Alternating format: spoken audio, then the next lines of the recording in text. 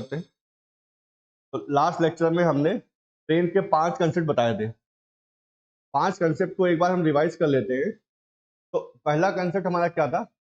पहले कंसेप्ट में हम कह रहे थे कि अगर हमारी एक ट्रेन है, वो किसी पोल को, किसी आदमी को, किसी ट्री को या किसी सिग्नल को क्रॉस करती है, उस केस में क्या होगा? ट्रेन अपनी स्पीड से अपनी लेंथ को क्रॉस करेगी, यानी ट्रेन अपनी लेंथ एल को अपनी स्पीड से ही क्रॉस करेगी। पहला केस। दूसरा केस हमने कहा था, अगर किसी को डिटेल में देख ये चीज पढ़नी होगी तो प्रीवियस लेक्चर में हमने दे रखा है, उसमें डिटेल में देख लेना, ठीक है। तो पहला चीज हमने बता दिया। सेकंड चीज, अगर कोई ट्रेन हमारी किसी ब्रिज को, किसी प्लेटफॉर्म को क्रॉस करना है, तो ब्रिज और प्लेटफॉर्म की लेंथ होती है, तो लेंथ प्लस उसकी ब्रिज की लेंथ या प्लेटफॉर्म की लेंथ, उसको बी मान लेते हैं। इस टोटल लेंथ को ट्रेन अपनी स्पीड से क्रॉस करेगी। थर्ड क्वेश्चन हमने क्या बताया था कि अगर दो ट्रेनें हैं, उनको आपस में क्रॉस करना है, तो दो ट्रेनें हैं तो उनकी दो लेंथ होंगी, एक की L1 एक की L2। दो ट्रेनें हैं तो उनकी दो स्पीड होगी, एक की S1 एक की S2, और उनको आपस में क्रॉस करना है, तो L1 plus L2 upon S1 plus minus. Third case हमने क्या बताया था?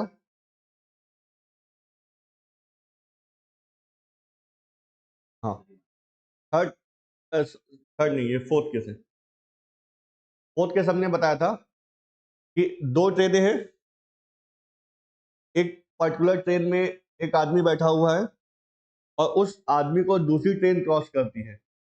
तो क्वेश्चन ये होगा कि वो जो सेकंड ट्रेन है, आदमी आदमी को कितनी टाइम में क्रॉस करेगी जो कि ट्रेन में बैठा हुआ है। इस केस में क्या करेंगे?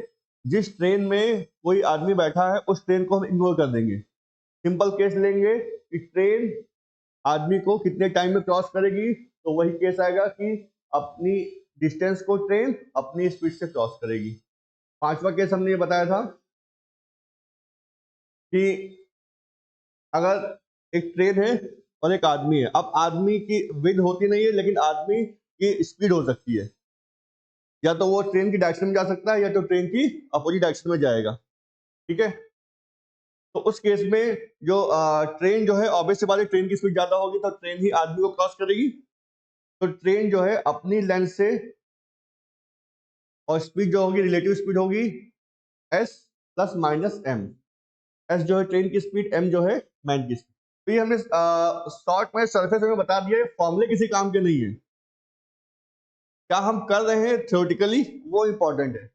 डिटेल में देखना है तो इसका जो ये लेक्चर हमारा 7 है, लेक्चर 6 में, ठीक है। लेक्चर 6 के वीडियो में सारी चीजें हमने डिटेल में बता रखी है, वहां से हम देख सकते हैं। अब हम सिर्फ कंसेप्ट है हमारा, इस कंसेप्ट का एप्लीकेशन हमने कल 2 क्वेश्चन कराए थे लास्ट लेक्चर में। अब हम इस कंसेप्ट का एप्लीकेशन करेंगे, फॉर्मूले नहीं यूज करेंगे। हम देखेंगे क्या चीजें हो रही हैं, हम थ्योरी वाइज ही चलेंगे, ठीक है। हम थ्योरी वाइज चलेंगे, कुछ क्वेश्चन में हम फॉर्मूला बता भी देंगे कि फॉर्मूले कैसे लगा के यूज कर रहे हैं, और हम थ्योरी वाइज से अपने क्वेश्चन को सॉल्व करेंगे, लॉजिकली सॉल्व करेंगे एक तरीके से।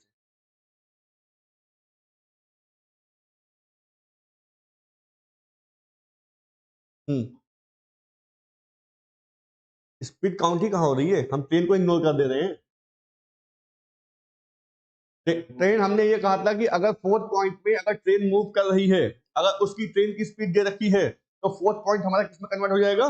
फिफ्थ में कन्वर्ट हो जाएगा, क्योंकि उस केस में जब हम ट्रेन को तो इग्नोर करना ही है हमें, तो जो अगर जितने भी पर्सन ट्रेन के अंदर बैठे होते हैं उनकी वही स्पीड होती है जो ट्रेन की स्पीड होती है। ये लॉजिकली फिजिकल साइंस से एकदम करेक्ट स्टेटमेंट है कि ट्रेन में के अंदर जितने भी पर्सन बैठे हैं उनकी वही स्पीड होगी जो ट्रेन की स्पीड होगी, ठीक है। तो उस केस में फोर्थ पॉइंट हमारा फिफ्थ पॉइंट में कन्वर्ट होगा, लेकिन तभी कन्वर्ट होगा जब सेकंड ट्रेन की स्पीड दी होगी। सेकंड ट्रेन की स्पीड देने का मतलब है वो उसने मैन की स्पीड दी है। सेकंड ट्रेन की स्पीड देने का मतलब है उसने मैन की स्पीड दी है। जब भी कहा जाए कि कोई पर्सन किसी व्हीकल के अंदर बैठा है और ये कंडीशन हो कि उस पर्सन को क्रॉस करना है, ना ही कि उस व्हीकल को।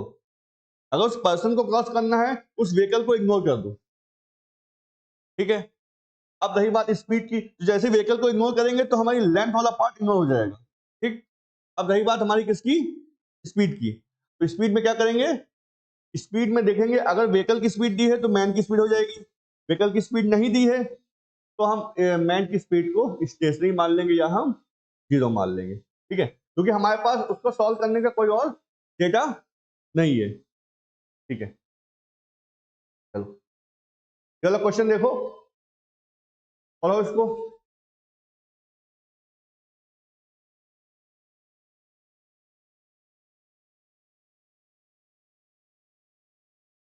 एक ट्रेन है जिसकी लेंथ दे रखी है 150 मीटर, वो ब्रिज को क्रॉस करती है, उसकी लेंथ दे रखी है 500 मीटर, कितना टाइम लेती है, 30 सेकेंड।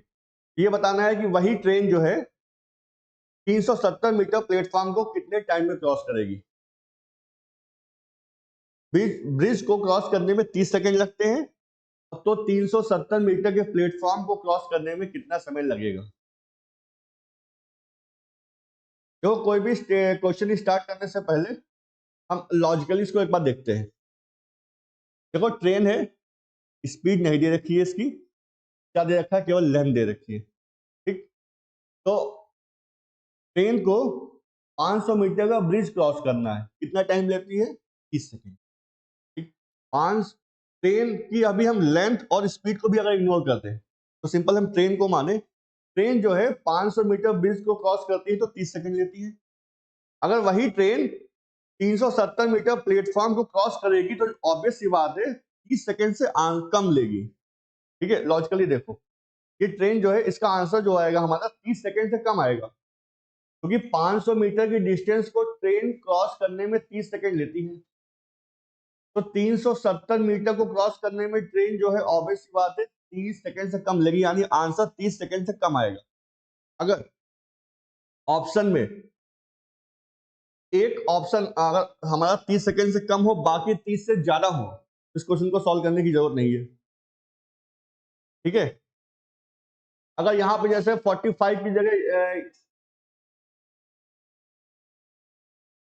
हाँ, इस क्वेश्चन को वैसे भी सॉल्व करने की जरूरत नहीं है, इस क्वेश्चन को सॉल्व करने की जरूरत नहीं पड़ेगी, क्योंकि आंसर जो हमारा 30 सेकेंड से कम आएगा, तो आंसर हमारा लेस देन 30 सेकेंड आएगा, तो लेस देन 30 सेकेंड केवल यही ऑप्शन हमारा है, तो इस क्वेश्चन को हमें सॉल्व करने की जरूरत नहीं है। ये क्वेश्चन हमारा ऑब्जर्वेशन बेस हो सकता है, अगर हम इसको पढ़ के दिमाग लगाएं। भाई भाई अगर हमें कोई भी कंसेप्ट नहीं भी आता है तो भी इसको कर सकते हैं प्रैक्टिकली। कोई भी ट्रेन होगी 500 मीटर को क्रॉस कर रही है, 30 सेकंड ले रही है, तो 370 मीटर जो कि 500 मीटर से तो कम ही है, तो आंसर जो टाइम लेगी वो 30 सेकंड से कम लेगी। तो इस क्वेश्चन को हम बिना सॉल्व किए भी कर सकते हैं, तो एग्जाम में कभी कभी ऐसे क्वेश्चन मिल जाते हैं कि अगर उसको कायदे से ऑब्जर्व करें तो उसको हम सॉल्व करने की जरूरत नहीं है, भले हमें कंसेप्ट ना आता हो, मतलब ये प्रैक्टिकल क्वेश्चन है, ठीक है। इसको हम जनरल ऑब्जर्वेशन से भी सॉल्व कर सकते हैं, ठीक है। अब आगे आते हैं, सॉल्व करेंगे कैसे। अब जरूरी थोड़ी ना कि हर क्वेश्चन में ऐसा ही दिया हो बना के। अब ट्रेन की लेंथ कितनी दे रखी है, 150, और ब्रिज की लेंथ है 500, ठीक है। यानी कि जब ट्रेन ब्रिज को क्रॉस करती है तो क्या सिचुएशन होती है, ट्रेन अपनी लेंथ प्लस ब्रिज की लेंथ को अपनी स्पीड से क्रॉस करती है, ठीक है। ट्रेन की लेंथ यानी कि 150, ब्रिज की लेंथ 500, ट्रेन अपनी लेंथ ब्रिज की लेंथ को अपनी स्पीड से क्रॉस करती है, तो अपनी स्पीड उसकी देने रखी एस मान लेते हैं, तो कितना टाइम लेती है, 30 सेकेंड। एक इक्वेशन ये बन गई, ठीक। तो यहां से हमें एस की वैल्यू मिल जाएगी भाई, कितना आ जाएगा, 650 मीटर बाई 30 सेकेंड, कितना आ गया, तो 65/3 कितना होगा, नहीं कटेगा, नहीं कटेगा, 65/3 मीटर पर सेकेंड। अब पहला केस तो सॉल्व हो गया, सेकंड केस देखना है कि कितना टाइम लेगी जब उसको 370 मीटर के प्लेटफॉर्म को क्रॉस करना है। तो ट्रेन अपनी लेंथ यानी कि 150 मीटर प्लस 370 370 मीटर के प्लेटफॉर्म को क्रॉस करेगी, किस स्पीड से क्रॉस करेगी, अपनी स्पीड से। अपनी स्पीड पता है उसको 65/3, ये ऊपर मीटर है हमारा, ये नीचे मीटर पर सेकेंड। तो यहाँ पे आ जाएगा हमारा कितना हो गया, ये 300, 400, 500, 520, 520 अपॉन 65 इंटू 3, ये आ जाएगा कितना हमारा सेकेंड। इसको सॉल्व करेंगे तो आंसर आएगा हमारा 24 सेकेंड। ये तो हमने सॉल्व किया है कि फॉर्मूले के बेसिस पे हमने सॉल्व किया है इस चीज, ठीक है, इस चीज को हमने फॉर्मूले के बेसिस पे सॉल्व किया है। अब अगर हमें इसको सॉल्व करना है विदाउट फॉर्मूला, लिखने की जरूरत नहीं है, बाद में वीडियो देख के आराम से लिख लेना, ठीक है। अभी समझना ज्यादा जरूरी है, क्योंकि आज जितने भी क्वेश्चन है वो समझने के पर्पज से ज्यादा जरूरी है। समझ जाओगे तो इजिली हो जाएगा। अब लिखने का काम मत करो, क्योंकि लिखने का काम घर पे कर लेना, वीडियो फिर से प्ले कर लेना, तो देख के आराम से अपने नोट्स बना लेना, ठीक है। चलो अभी लिखने पे ध्यान मत दो, अभी समझने पे ध्यान दो। ये हमने फॉर्मूले से बता दिया जो कि थ्योरेटिकल कंसेप्ट था। अब हम उस पर आते हैं प्रैक्टिकल। देखो ट्रेन 150 मीटर की लेंथ को, ट्रेन की लेंथ 150 मीटर, ब्रिज की लेंथ 500 मीटर, यानी ट्रेन 150 प्लस 500 इस टोटल लेंथ को कितने टाइम में क्रॉस करती है, 30 सेकंड में। अब हम क्वेश्चन को थ्योरी से हट के सॉल्व कर रहे हैं, लॉजिकली सॉल्व कर रहे हैं। ये तो हमारा थ्योरेटिकल सॉल्यूशन हो गया, ठीक। हम इसको लॉजिकल सॉल्यूशन देखेंगे, यानी ट्रेन 150 प्लस 500 टोटल कितना डिस्टेंस हो गया, 650, यानी टोटल डिस्टेंस जो 650 मीटर है। 650 कहां से आई होगी, ये 150 और ये 500। 650 मीटर की डिस्टेंस जो है क्रॉस करने में एक ट्रेन को लगता है 30 सेकेंड, है ठीक। हमें क्या निकालना है, हमें निकालना है उस ट्रेन को 370 मीटर की लेंथ को क्रॉस करने में कितना समय लगेगा, यानी कि 150 प्लस 370 इतना मीटर को क्रॉस करने में कितना टाइम लगेगा। अब ये क्या हो गया, हमारा क्वेश्चन यूनिटरी मेथड में कन्वर्ट हो गया। ये क्वेश्चन हमारा यूनिटरी मेथड में कन्वर्ट हो गया, जो काम हम रेशियो में करते आ रहे थे, ठीक है। 650 मीटर क्रॉस करने में 30 सेकंड लगते हैं। अब इसको यहाँ सॉल्व करते हैं। अगर 650 मीटर को क्रॉस करने में हमें 30 सेकंड लगते हैं, तो 1 मीटर को क्रॉस करने में कितना सेकंड लगेगा, 30/650 सेकंड, ठीक। और ये टोटल कितना आ रहा है हमारा 520 मीटर। तो 520 मीटर को क्रॉस करने में कितना समय लगेगा, 30/650 इंटू 520 कितना सेकंड लगेगा। अब इसको सॉल्व करोगे तो हमारा 24 सेकंड। इस क्वेश्चन को हम लॉजिकली भी सॉल्व कर सकते हैं। कंसेप्ट क्या था कि एक ट्रेन को अगर ब्रिज को क्रॉस करना है तो रिलेटिव डिस्टेंस क्या होगी, ट्रेन की लेंथ प्लस ब्रिज की लेंथ, यानी ट्रेन की लेंथ प्लस ब्रिज की लेंथ, यानी 650 मीटर को क्रॉस करने में 30 सेकंड लगते हैं। तो हमें 300 मीटर प्लेटफॉर्म को क्रॉस करना है, उसी ट्रेन को क्रॉस करना है, तो 520 मीटर को क्रॉस करने में कितना समय लगेगा। इस क्वेश्चन को हमने यूनिटरी मेथड में कन्वर्ट कर लिया, अपनी प्रॉब्लम सॉल्व कर ली, ठीक है। तो क्वेश्चन ट्रेन का कंसेप्ट पता है तो हम उसको लॉजिकली सॉल्व कर सकते हैं, इक्वेशन में नहीं फंसना है। हाँ बहुत टिपिकल क्वेश्चन आएगा, बिल्कुल नया क्वेश्चन आएगा, हमने सुना ही नहीं उसके बारे में, तो हम फिर से बेसिक पे जाना पड़ेगा, वहां पे इक्वेशन बनेगी। अगर इक्वेशन बनाने के मिड में हमको आइडिया लगेगा कि हाँ इसको ऐसे भी सॉल्व कर सकते हैं, तो वहीं पे क्वेश्चन छोड़ देंगे, हम अपना आगे बढ़ेंगे, हम उसको अपने आसान तरीके से सॉल्व कर लेंगे, ठीक है। चलो नेक्स्ट क्वेश्चन पे आते हैं, बाद में नोट करना, तो पढ़ो।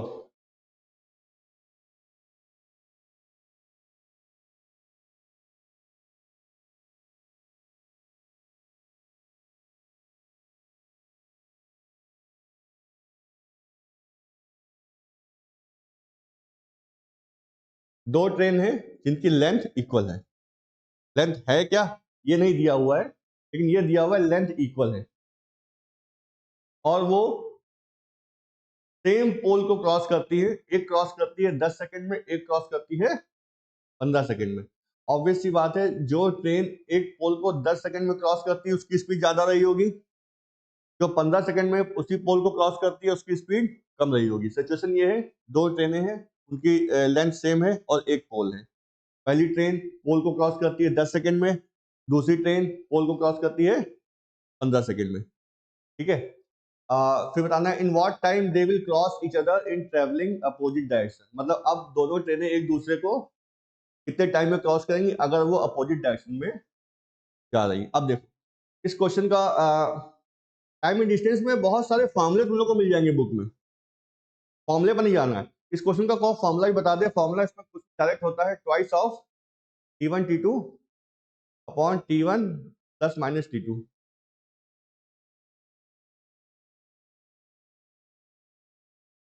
लेकिन हर क्वेश्चन में याद नहीं रहेगा, ये फॉर्मूला इसी क्वेश्चन में लगेगा। जैसे प्लस कब ले रहे हैं, जब ले रहे हैं जब हमें अपोजिट डायरेक्शन में जाना है, माइनस कब ले रहे हैं जब हमें सेम डायरेक्शन में जाना है। चलो करके देखते हैं। T1 की वैल्यू है 10 और T2 की वैल्यू है 15, तो twice into 10 into 15, plus plus ले ले तो 10 प्लस 15, यहाँ पे ट्वाइस इंटू 10 इंटू 15, हम माइनस ले ले तो T1 यानी 10 डिफरेंस 15। यहाँ कितना आ जाएगा हमारा, हम बता रहे दोनों डायरेक्शन लेके बता रहे, ये हमारा अपोजिट में होगा, ये हमारा सेम में होगा। यहाँ कितना आंसर आएगा, 25 आ जाएगा और 150 आ जाएगा। 25 6 2 12। ठीक है, यहाँ कितना लगेगा, 12 सेकंड लगेगा। तो यहाँ कितना लगेगा, 5 आ जाएगा, 5 3 6 60 सेकंड। ठीक है, ये हो गया हमारे फॉर्मूले की बात। लेकिन फॉर्मूले से हमें हेल्प नहीं मिलने वाली, ठीक, तो फॉर्मूले पे नहीं जाना है। अब इसमें एक चीज बता दें, देखो जब ट्रेन जो है अपोजिट डायरेक्शन में जा रही होगी, हमारे पास दो टाइम दिए हुए, कौन कौन से टाइम दिए हुए, एक 10 और 15, एक 10 सेकेंड और 15 सेकेंड। ठीक, जब ट्रेन हमारी सेम डायरेक्शन में जा रही होगी, जब सेम डायरेक्शन में जा रही होगी तो हमारा क्या होगा, टाइम जो है 15 सेकेंड से ज्यादा लगेगा। तो सेम डायरेक्शन में जाने में ट्रेन को क्रॉस करना है तो ज्यादा समय लगता है, अपोजिट डायरेक्शन में ट्रेन को क्रॉस करना है तो कम समय लगता है। तो हम ऑप्शन से कैसे करेंगे ये देख सकते हैं। अगर हमें क्वेश्चन में पूछा हो कि दो ट्रेनें अपोजिट डायरेक्शन में ट्रेवल कर रही हैं तो कितना टाइम लगेगा क्रॉस करने में, तो हमको पता है आंसर जो है हमारा 10 से 15 के बीच में आएगा। आंसर हमारा 10 से 15 के बीच में आएगा। ठीक है, इसी क्वेश्चन में बता रहे हैं, दो टाइम दिए, एक 10 सेकंड दिया है, 15 सेकंड दिया है। अगर दोनों ट्रेनों को अपोजिट डायरेक्शन में क्रॉस कराना है तो हमारा आंसर 10 से 15 सेकंड के बीच में आएगा। 10 से 15 के बीच में वैल्यू हमारी होगी 11 12 13 और 14। यही आंसर हो सकते हैं। तो 11 12 13 14 मतलब 12 ही होगा। इस क्वेश्चन को सॉल्व करने की जरूरत नहीं है। देखो अगर 10 से कम लेगी, 10 से कम लेगी तो बनेगा नहीं, क्योंकि ऑलरेडी एक ट्रेन 10 सेकंड में क्रॉस ही कर रही है, दोनों ट्रेनों क्रॉस करना है। ठीक है, जो 15 से ज्यादा लेगी नहीं, क्योंकि 15 बहुत स्लोअर है। तो दोनों, एक ट्रेन पोल को क्रॉस करी 10 और 15 सेकंड में। ठीक है, अगर आपस में क्रॉस करना होगा और भी अपोजिट डायरेक्शन में, तो ट्रेन जो है इनके बीच की वैल्यू आएगी। लेकिन अगर सेम डायरेक्शन में क्रॉस करना होगा, जो हायर वैल्यू होगी, हाई वैल्यू क्या है 15 सेकेंड, उससे ज्यादा आएगी। ठीक है, यहाँ ये तो हमने बताया कि फॉर्मूले से कैसे करेंगे। फिर दूसरा हम बता रहे हैं कि हम ऑप्शन से कैसे करेंगे। ऑप्शन वाला किसी का पार्ट मजबूत है तो इस क्वेश्चन को सॉल्व करने की जरूरत नहीं, आंसर सीधे 12 सेकंड मार्क करेगा, तो पता होगा इस केस में आंसर जो है 11 12 13 14 में से कुछ आएगा। अगर ये पूछते कि अपोजिट डायरेक्शन में क्रॉस करना है तो आंसर हमारा 15 से ऊपर आएगा, 15 से ऊपर जो भी आंसर होगा वो हमारा आंसर होगा, ठीक है। लेकिन इस ऑप्शन हमें मैथ्स इससे करना नहीं है, इससे मतलब फॉर्मूले से। अब हम आते हैं इस क्वेश्चन में, चलो देखो ये क्वेश्चन हमारा किसका है, रिलेटिव का, ठीक है। तो अब हम जितने भी पढ़ रहे हैं रिलेटिव के कंसेप्ट पढ़ रहे हैं, तो रिलेटिव के केस में हमें क्या चाहिए, रिलेटिव डिस्टेंस, रिलेटिव स्पीड और रिलेटिव टाइम, ठीक है। तो हमें यहाँ पे दो ट्रेनें दी हैं, उनकी लेंथ क्या है, इक्वल। मान लेते हैं दोनों ट्रेनों की लेंथ है 120 मीटर। 120 हमने क्यों माना, क्योंकि 10 से भी डिवाइड होगा और ये 15 से भी डिवाइड होगा। हम 300 भी मान सकते थे, हम 600 भी मान सकते थे, हम मानने को x भी मान सकते थे, ठीक है। तो हम ऐसी वैल्यू मानेंगे जो 10 से भी डिवाइड होगी और 15 से भी डिवाइड होगी। हम 150 भी मान सकते थे, ठीक है। तो हमने 120 माना है, तो ये क्या है, लेंथ ऑफ ईच ट्रेन।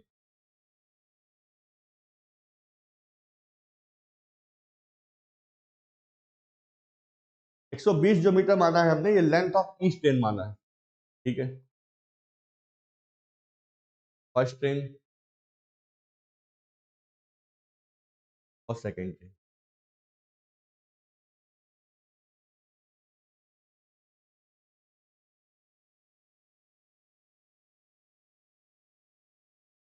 अभी तक हमें दो चीजें मिली हैं।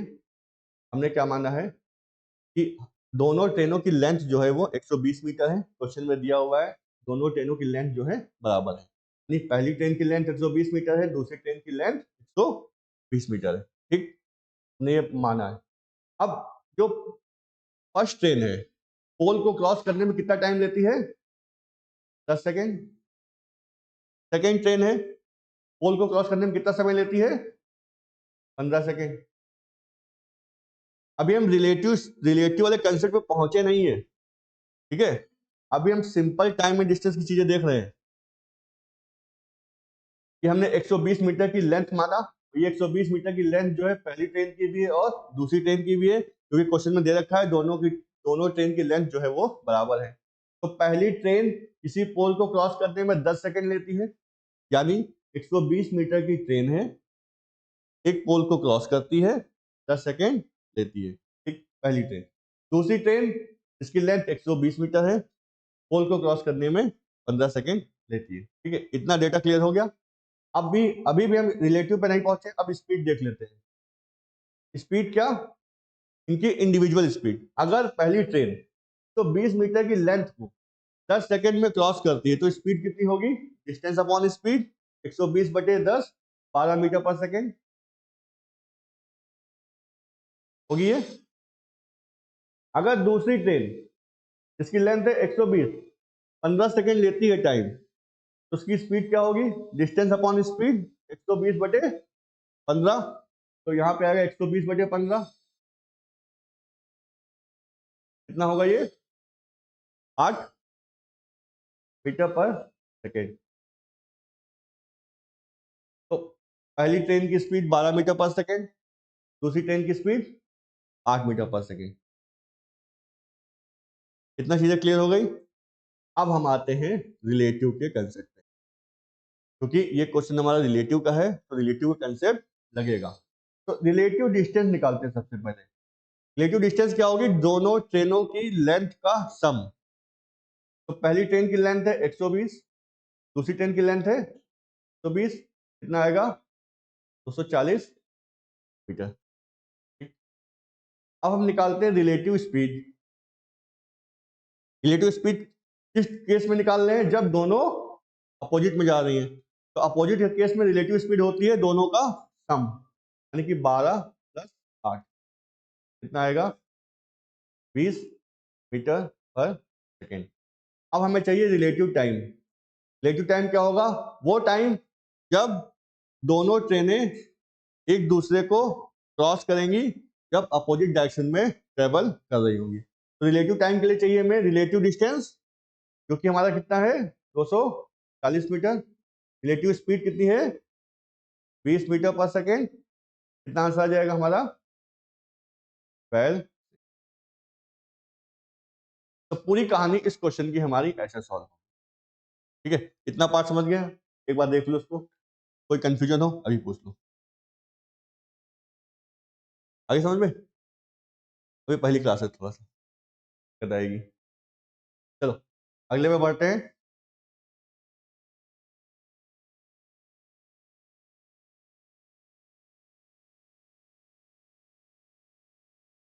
ये वाला क्वेश्चन देखो क्या है इसमें।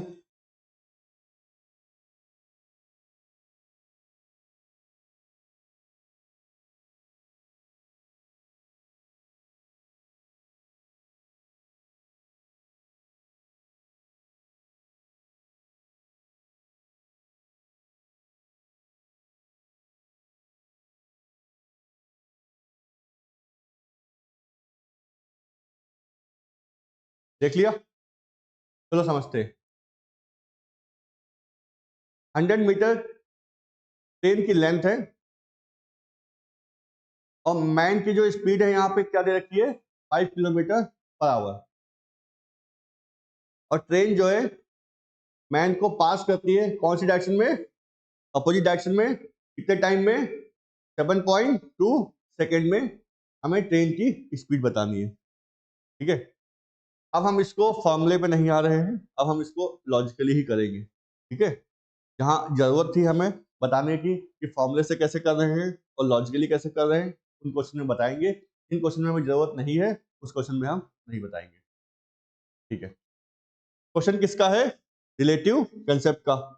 रिलेटिव कंसेप्ट में हमें हर चीज रिलेटिव के बेसिस पे चाहिए। चलो क्वेश्चन ये है, 100 मीटर की ट्रेन है, एक आदमी को जो कि अपोजिट डायरेक्शन में जा रहा है 5 की स्पीड से 7.2 सेकेंड में क्रॉस करती है। हमें निकालना है ट्रेन की स्पीड। अब देखो रिलेटिव डिस्टेंस क्या होगी, इस केस में रिलेटिव डिस्टेंस क्या होगी, ट्रेन की लेंथ रिलेटिव डिस्टेंस होगी, क्योंकि मैन की कोई विड्थ ट्रेन के कंपैरिजन में 0 ही कंसीडर होगी। रिलेटिव डिस्टेंस क्या होगी 100 मीटर। रिलेटिव टाइम दे रखा है यहाँ पे, ट्रेन जो है मैन को क्रॉस करती है कितने टाइम में 7.2 सेकेंड में। तो रिलेटिव स्पीड हमें मिल जाएगी, क्या मिल जाएगी, रिलेटिव स्पीड होगी, स्पीड क्या होती है डिस्टेंस अपॉन टाइम। डिस्टेंस कितना है 100 मीटर, टाइम कितना है 7.2 सेकेंड। तो ये आ जाएगा हमारा 1000 अपॉन 72 मीटर पर सेकेंड। लेकिन ये हमें चाहिए किलोमीटर पर आवर में। ठीक है, तो 18 की वैल्यू 5 होती है या 5 की वैल्यू 18 होती है। ठीक है, तो इसको किससे मल्टीप्लाई करेंगे, किलोमीटर पर आवर में करने के लिए 18/5 से करेंगे, 5/18 से करेंगे, ये कंफ्यूजन होगा। 18/5 से ही करेंगे, क्योंकि 18 की वैल्यू 5 होती है, या देख लो।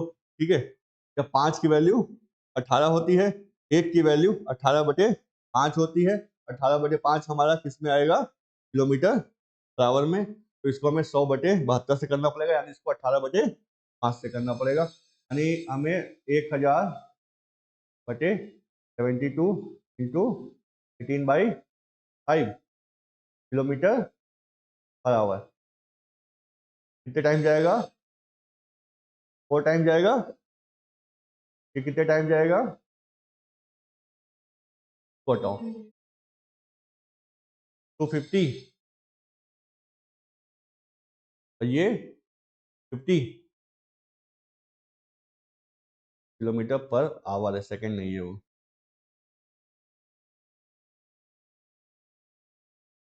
किलोमीटर पर आवर, यानी फाइनली आंसर हमको मिल गया 50 किलोमीटर पर आवर। लेकिन इस ये जो 50 किलोमीटर पर आवर आई है, क्या आई है रिलेटिव स्पीड। तो जब भी रिलेटिव स्पीड आएगी तो इसमें दो दो स्पीड मिलेंगी, रिलेटिव स्पीड में हमेशा दो स्पीड मिलेंगी। ठीक है, रिलेटिव स्पीड में कभी सिंगल स्पीड नहीं मिलेगी, रिलेटिव स्पीड में हमेशा दो स्पीड मिलेगी। एक स्पीड इसमें ट्रेन की होगी, एक स्पीड इसमें मैन की होगी। ठीक है, एक स्पीड किसकी होगी? ट्रेन की होगी। एक स्पीड किसकी होगी? मैन की होगी। ट्रेन की स्पीड टी, मैन की स्पीड एम। जो पैरामीटर है हम वही लेंगे। तो मैन की स्पीड कितनी दे रखी है? 5।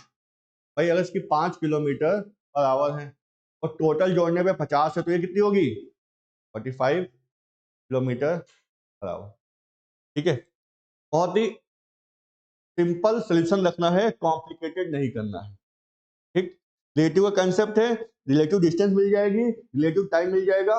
जैसे रिलेटिव स्पीड आएगी, हमको पता है रिलेटिव स्पीड में कभी भी सिंगल स्पीड होगी नहीं, उसके अंदर दो लोगों की स्पीड होगी। भाई इस 50 के अंदर दो लोगों का कंट्रीब्यूशन है, एक ट्रेन का, एक मैन का। किस डायरेक्शन में जा रहे हैं? अपोजिट। अपोजिट में जा रहे हैं तो इन दोनों का सम निकल के आया होगा। टी प्लस एम की वैल्यू 50 होगी, यानी 45 प्लस 5 की वैल्यू 50। ठीक है, तो बहुत ही सिंपल सोल्यूशन रखना है। अब यहां पे तो हमारी चीज लिख के बता रहे हैं, एग्जाम में क्या करोगे? सिर्फ इतना करोगे, तो 7.2 इंटू 18/5। पहला स्टेप ये हो गया।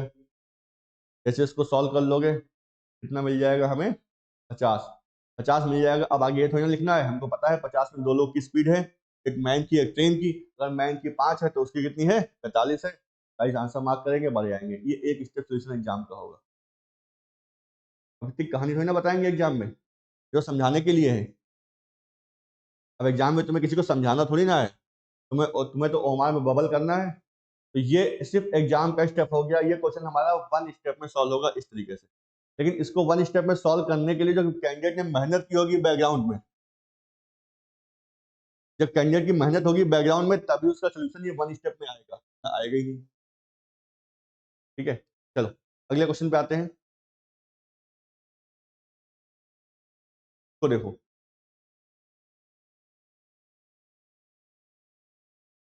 2 मिनट दे रहे हैं, क्वेश्चन को पढ़ो और ट्राई करो उसको।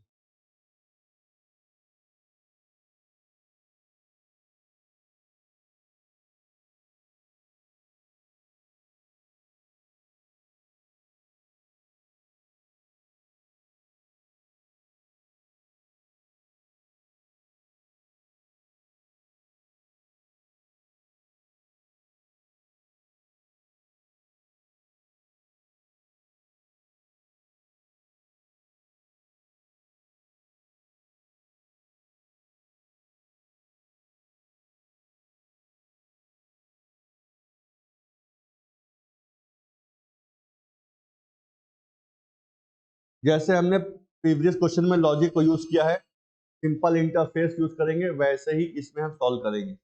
बहुत कॉम्प्लिकेटेड नहीं करेंगे क्वेश्चन को।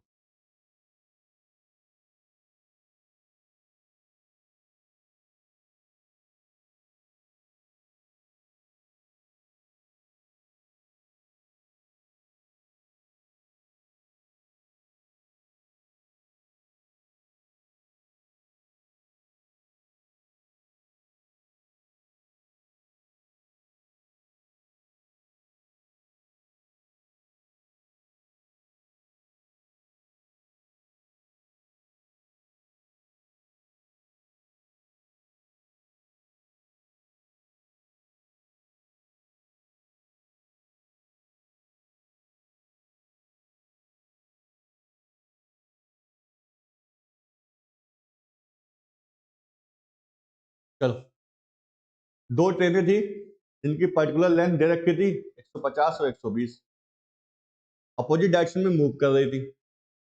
टाइम ले रही थी। एक दूसरे को क्रॉस करने का मतलब है फास्टर ट्रेन स्लोअर ट्रेन को क्रॉस करेगी। ठीक है, तो फास्टर ट्रेन स्लोअर ट्रेन को क्रॉस करती है 10 सेकेंड में। सेकेंड ट्रेन की स्पीड दे रखी है, पहली ट्रेन की स्पीड निकालनी है।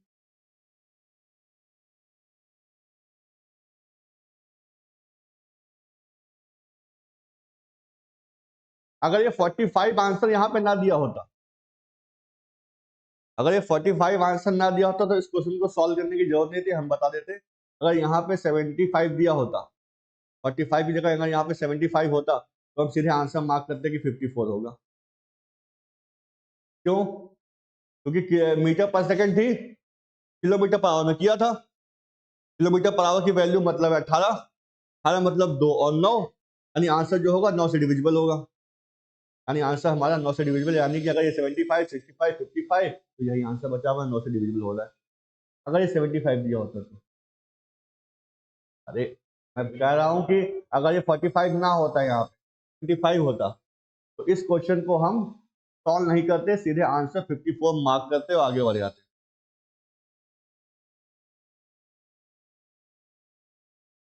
9 से तो है, 2 से तो कोई मतलब नहीं है, मेन केस 9 में फंसता है, 2 से तो हो ही जाएगा। हाँ ये भी बात सही है, तो ध्यान नहीं दिया हमने, सही कह रही थी।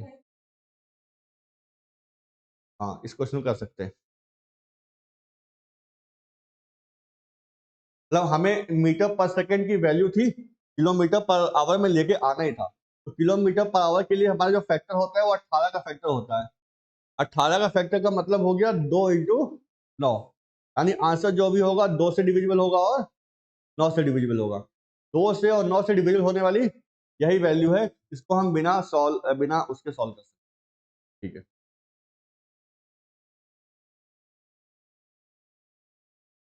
तो ये हो गया हमारा ऑप्शन से सॉल्व करने का तरीका।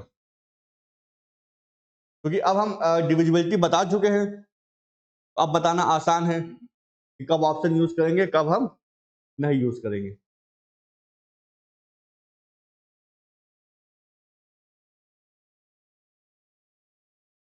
चलो देखते हैं। देखो रिलेटिव डिस्टेंस यहाँ पे क्या आएगी, दोनों ट्रेन की लेंथ का सम 150 प्लस 120, कितना हो गया 270 मीटर। और रिलेटिव टाइम कितना दे रखा है 10 सेकेंड।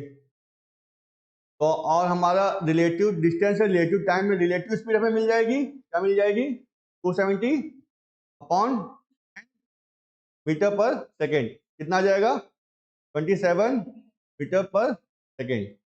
तो 27 मीटर पर सेकेंड को हम किस में लेके जाएंगे, किलोमीटर पर आवर में। इसमें किससे मल्टीप्लाई करेंगे 27 इंटू 18/5, ये आएगा किलोमीटर पर आवर। ये कितना आ जाएगा सॉल्व करने पे पॉइंट में आएगा, कितना आया था 97.2 किलोमीटर पर आवर। लेकिन ये जो क्या है रिलेटिव स्पीड है, रिलेटिव स्पीड में हमेशा दो स्पीड काउंट होंगी। दो ट्रेनें हैं, एक ट्रेन 1 और एक ट्रेन 2। तो ट्रेन किसकी स्पीड दे रखी है ट्रेन 2 की, कितनी 42 नहीं 43.2 किलोमीटर पर आवर। किस डायरेक्शन में जा रही है अपोजिट में, क्योंकि ट्रेन 1 प्लस ट्रेन 2 की स्पीड हमारी 97.2 होगी, जो ट्रेन 1 की क्या होगी 97.2 माइनस 43.2, कितना आएगा 54 किलोमीटर पर आवर। ये हमारा थ्योरेटिकल कंसेप्ट था।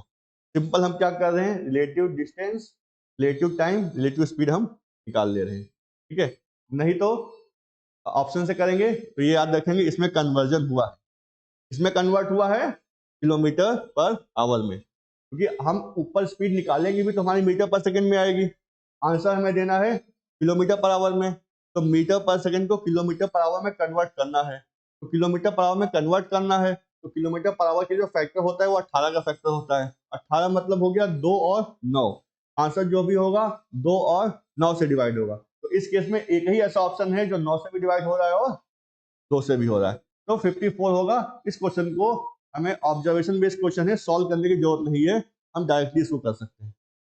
तो ऐसे क्वेश्चन किसी भी एग्जाम में अगर 100 क्वेश्चन आ रहे हैं तो 100 में 8 से 10 क्वेश्चन के बीच में ऐसे होते हैं जिनको हम ऑब्जर्व करके सॉल्व कर सकते हैं, भले ही चैप्टर के बारे में हमें कुछ ना आता हो। होता है मेंसुरेशन में चैप्टर के बारे में बहुत लोगों को फॉर्मूले नहीं आते, लेकिन तभी सॉल्व कर ले जाते हैं। तो लॉजिकल ऑब्जर्वेशन हमें थोड़ा सा अगर क्लियर है तो हमारी चीजें हो जाएंगी। लेकिन 100% पेपर नहीं होगा, केवल 5 से 7% के बीच में ही पेपर में क्वेश्चन सॉल्व होंगे। हाँ अच्छा 97.7 लिख दिया हमने इसको,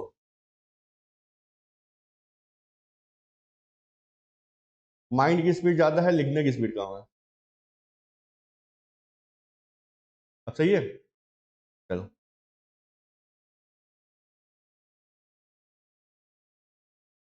ये हो गया।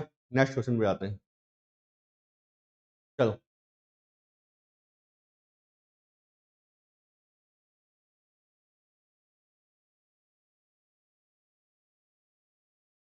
क्वेश्चन अलग है, वो सेम नहीं है। डेटा डेटा सेम हो सकता है, क्वेश्चन अलग है, कंफ्यूज नहीं होना है। चलो इसको पढ़ो, 1 मिनट दे रहे हैं, इसको ट्राई करो।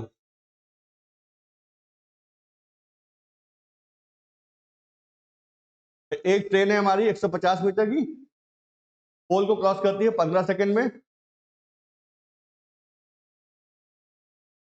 And passes another train of same length in opposite direction 12 second. Condition दूसरी है, एक ट्रेन है, दो चीजों को क्रॉस कर रही है।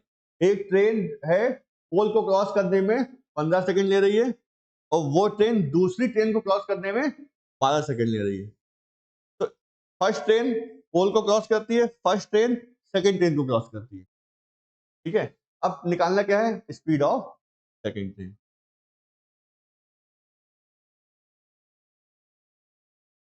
हाँ सही बात है। इस हाँ ऑप्शन से तो हमने सेम क्वेश्चन पहले ऐसा हो जाएगा ऑप्शन से, क्योंकि ऑप्शन लगभग लगभग सेम दिए हुए हैं। तो इसमें भी हमें मीटर पर सेकंड से किलोमीटर पर आवर में जाना ही जाना है। तो जाना ही जाना है, तो किलोमीटर पर आवर मतलब 8 18 का फैक्टर होगा, 18 मतलब 2 और 9 का फैक्टर होगा, 2 और 9 मतलब हमारा 2 और 9 मतलब हमारा इससे डिवाइड होगा। इलेक्ट्रिशियन का फोन है,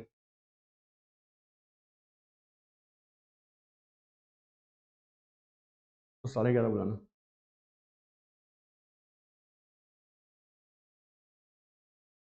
ठीक है, तो अब हमें क्या चाहिए, अब सबसे पहले हम क्या करें, फर्स्ट ट्रेन की लेंथ हमारी कितनी है 150, पोल को क्रॉस करती है 15 सेकेंड में। ठीक है, तो अभी भी हम रिलेटिव पे नहीं पहुंचे, अभी हम ट्रेन, फर्स्ट ट्रेन और पोल के बीच में है। तो फर्स्ट ट्रेन और पोल के अगर डेटा को ले, तो यहां से हम क्या कर सकते हैं, ट्रेन की स्पीड निकाल सकते हैं। यहां से ट्रेन की स्पीड निकाल सकते हैं। अगर एक ट्रेन पोल को क्रॉस कर रही है, अगर एक ट्रेन पोल को क्रॉस कर रही है, क्या डेटा होता है, ट्रेन अपनी लेंथ से अपनी अपनी लेंथ से अपनी स्पीड से क्रॉस करती है, अपनी लेंथ को अपनी स्पीड से ट्रेन क्रॉस करती है।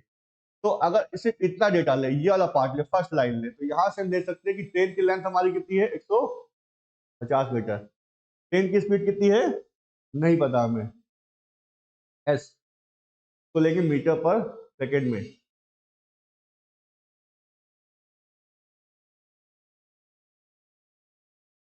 एस ना लेके टी1 ले, तो ऐसे ही ले लो एस।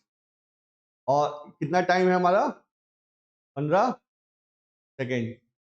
ठीक, तो यहां से जो एस की वैल्यू आ जाएगी S1, यहाँ से S1 की जो वैल्यू आ जाएगी वो हमारी 150 मीटर बटे 15 सेकेंड आ जाएगी 10 मीटर पर सेकेंड। यानी S1 यानी ट्रेन 1 की जो स्पीड आ गई हमारी कितनी 10 मीटर पर सेकेंड। ठीक है, अब हम सेकेंड कंसेप्ट पे आते हैं। फिर कह रहे हैं कि जो पहली ट्रेन है पोल को क्रॉस करती है, तो पोल को क्रॉस करने में इस डेटा से हमने ट्रेन 1 की स्पीड निकाल ली। जो पहली ट्रेन थी दूसरी ट्रेन को क्रॉस करती है, जिसकी लेंथ क्या है वो सेम है, यानी पहली ट्रेन की लेंथ है 150, दूसरी ट्रेन की लेंथ भी है 150, अपोजिट डायरेक्शन में जा रहे हैं और 12 सेकेंड ले रहे हैं। तो रिलेटिव डिस्टेंस कितनी आएगी 150, 150 आएगा 300 मीटर। और हमारी रिलेटिव टाइम कितना आएगा, दे रखा है 12 सेकेंड। रिलेटिव स्पीड कितनी आएगी 300 मीटर से 12 मीटर पर सेकेंड। कितना आ गया हमारा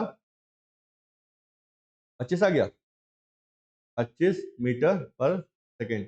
25 मीटर पर सेकेंड 5 से मल्टीप्लाई किया है, उधर 5 से करेंगे तो कितना आ जाएगा, 90। तो किलोमीटर में हमारा जाएगा, अच्छा हमें मीटर पर सेकंड में पहली भी थी ना, मीटर पर सेकंड में पहली भी थी, मीटर पर सेकंड में दूसरी भी थी, तो ठीक है। तो रिलेटिव स्पीड है ये, अभी मीटर पर सेकंड में रख। जो रिलेटिव स्पीड में दो ट्रेनों की स्पीड आएगी, एक S1 की आएगी, एक S2 की आएगी, और अपोजिट डायरेक्शन में है तो बीच में सम आएगा। तो S1 की वैल्यू कितनी है, 10 मीटर पर सेकेंड। तो S2 की वैल्यू कितनी आ जाएगी, 10 घटा देंगे कितना आ जाएगी, 15 मीटर पर सेकेंड, यानी S2 की वैल्यू 15 मीटर पर सेकेंड। तो 15 मीटर पर सेकेंड, लेकिन हमें हमें किसमें चाहिए, किलोमीटर पर आवर में। 5 की वैल्यू 18 होती है, 3 मल्टीप्लाई किया है, 8 इंटू 3 54, यानी ये 54 होगी। नहीं तो यहाँ इसको क्या करते हैं, 18/5 से मल्टीप्लाई करोगे तो इसकी वैल्यू हमारी आ जाएगी 54 किलोमीटर पर आवर। ठीक है, तो हमने पहले किया क्या, हमने पहले केस से, ट्रेन और पोल के केस से पहली ट्रेन की स्पीड निकाल ली। ठीक है, फिर हमने रिलेटिव डिस्टेंस निकाल लिया, रिलेटिव टाइम हमारे पास था, रिलेटिव हमने स्पीड निकाल ली। जो रिलेटिव स्पीड आई तो पहली ट्रेन की स्पीड प्लस दूसरी ट्रेन की स्पीड, तो पहली ट्रेन की स्पीड हम ऑलरेडी निकाल चुके थे, दूसरी ट्रेन की स्पीड हमें मिल जाएगी। ठीक, अब आप नेक्स्ट क्वेश्चन पे आते हैं।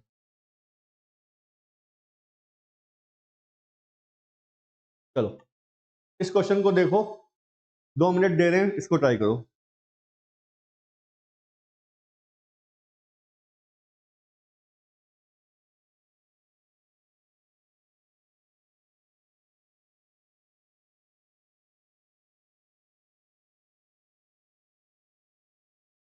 क्या बता रहा था कि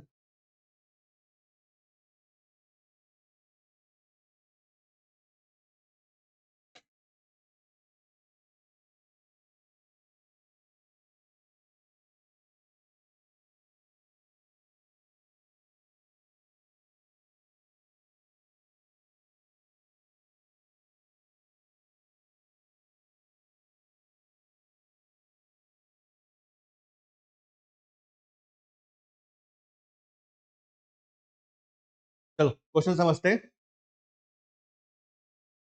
एक ट्रेन जो है वो फॉग में रनिंग कर रही है, मतलब कोहरा है, और सिचुएशन देखो ऐसे समझो कि अगर हम रेलवे ट्रैक के पैरेलल में अगर वॉक करते हैं, ठीक है,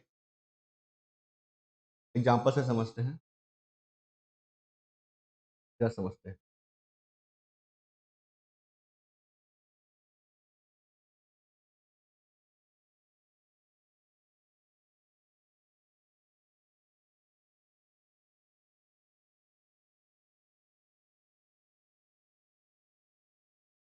अगर ये रेलवे ट्रैक है हमारा, इसके पैरेलल में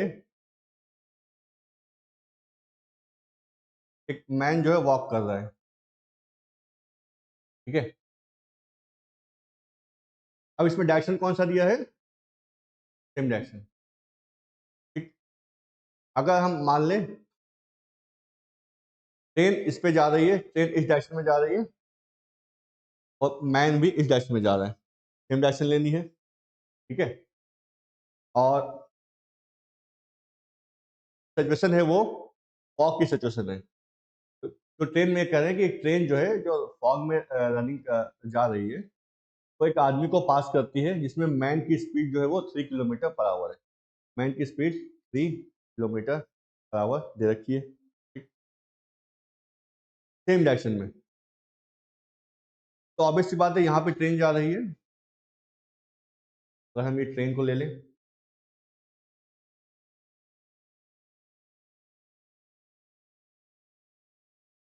पार्ट को हम ट्रेन को ले लेते हैं, ठीक है। और ये ट्रेन जा रही होगी किसी न किसी पर्टिकुलर स्पीड से जा रही होगी,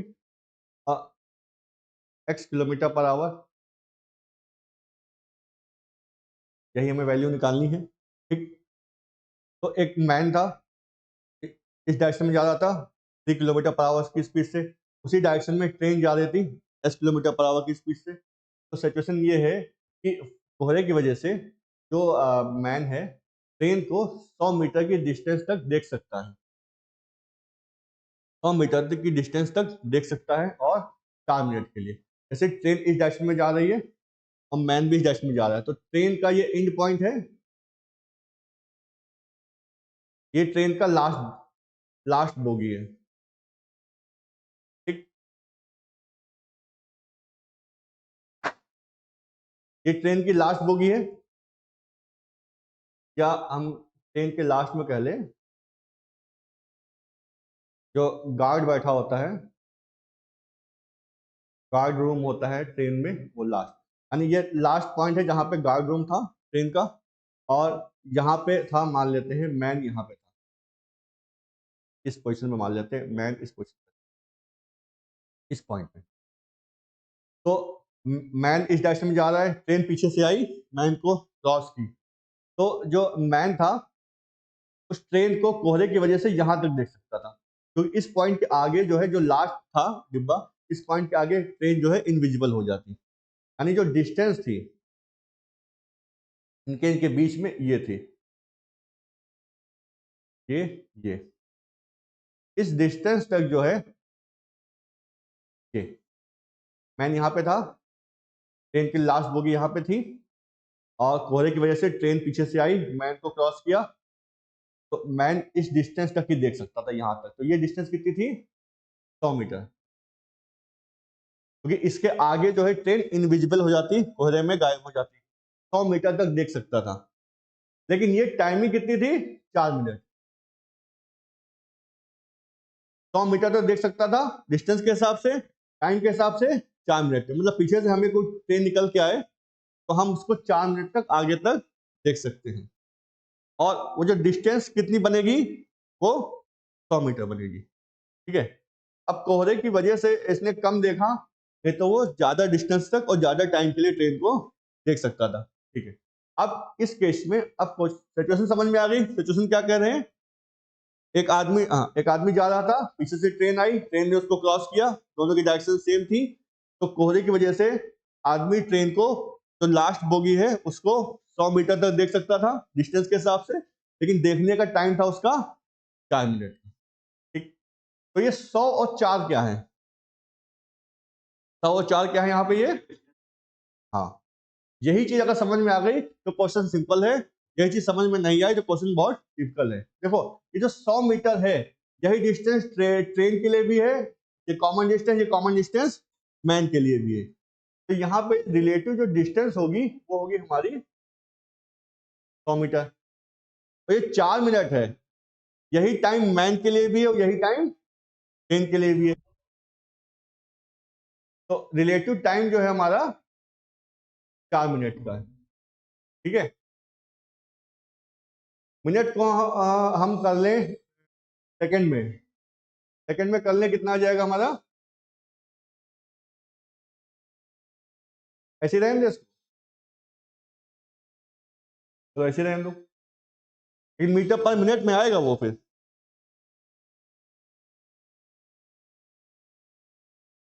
चलो देखते हैं आगे, ठीक है। रिलेटिव डिस्टेंस आ गई, रिलेटिव टाइम आ गई। अब हमें चाहिए क्या? Relative speed. रिलेटिव स्पीड के लिए रिलेटिव डिस्टेंस यानी 100 मीटर, रिलेटिव टाइम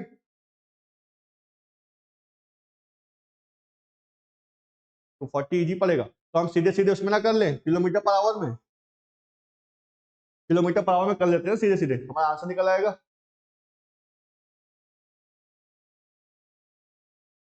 100 मीटर, और इसको लिख सकते हैं 4 इंटू 60 सेकेंड, और इसको अगर हम मल्टीप्लाई कर ले 18/5 से, तो फाइनली सॉल्व होकर कितना आ जाएगा ये? 3/2, 3/2 किलोमीटर पर आवर। 3/2 कितना होता है?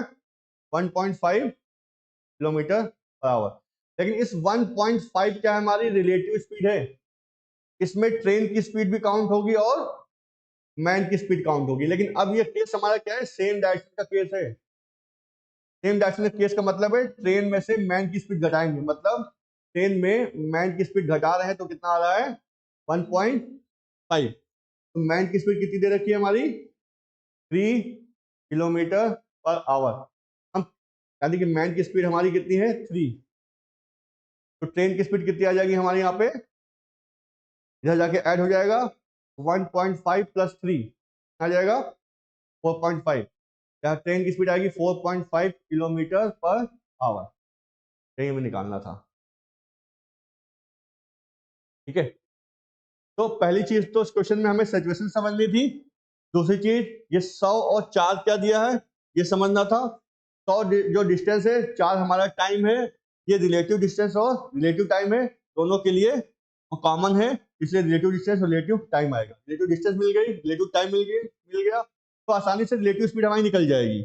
रिलेटिव स्पीड आ गई तो भाई स्पीड में रिलेटिव लगा हुआ है, तो ये दो चीजों की स्पीड है, एक ट्रेन की एक मैन की। मैन की ऑलरेडी दे रखी थी 3 किलोमीटर पर आवर, मैन की हमने लिख दी 3 किलोमीटर, और ट्रेन की हम निकाल लेंगे, क्योंकि ट्रेन में मैन की स्पीड घटाएंगे तो हमारा 1.5 आएगा, तो ट्रेन की स्पीड हमारी 4.5 किलोमीटर आ जाएगी।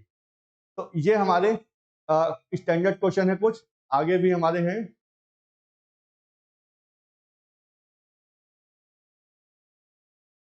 नेक्स्ट क्वेश्चन जो है कल देखेंगे, या इसमें हमने कहा था कि 15 से 16 क्वेश्चन हमें ट्रेन में कराने हैं।